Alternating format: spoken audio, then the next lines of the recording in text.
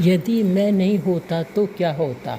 एक बार हनुमान जी ने प्रभु श्री राम से कहा कि अशोक वाटिका में जिस समय रावण क्रोध में भरकर तलवार लेकर सीता माता को मारने के लिए दौड़ा तो मुझे लगा कि इसकी तलवार छीनकर इसका सिर काट देना चाहिए।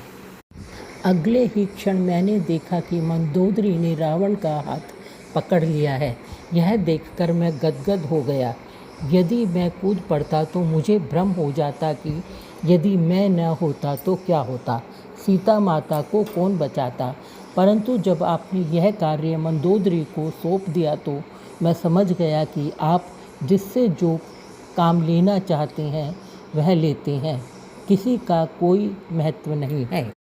आगे चलकर जब त्रिजटा को सपना आया कि लंका में बंदर आया हुआ है और वह लंका जलाएगा, तो मैं बड़ी चिंता में पड़ गया कि प्रभु ने तो लंका जलाने के लिए कहा ही नहीं। रावण के सैनिक तलवार लेकर मुझे मारने के लिए दौड़े तो मैं स्वयं को बचाने की तनिक भी चेष्टा नहीं की।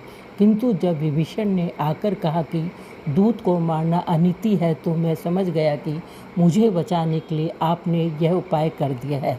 आश्चर्य की पराकाष्ठा तब हुई जब रावण ने कहा कि बंदर को मारा नहीं जाएगा, इसकी पूंछ में कपड़ा लपेटकर घी डालकर आग लगाई जाए।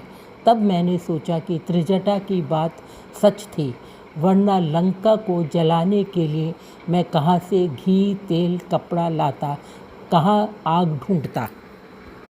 आग लगवाने का प्रबंध भी आपने रावण से करवा दिया। जब आप रावण से भी अपना काम कर लेते हैं तो मुझसे करवा लेने में आश्चर्य की क्या बात है।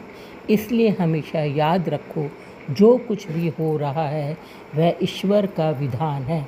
हम और आप तो निमित्त मात्र हैं।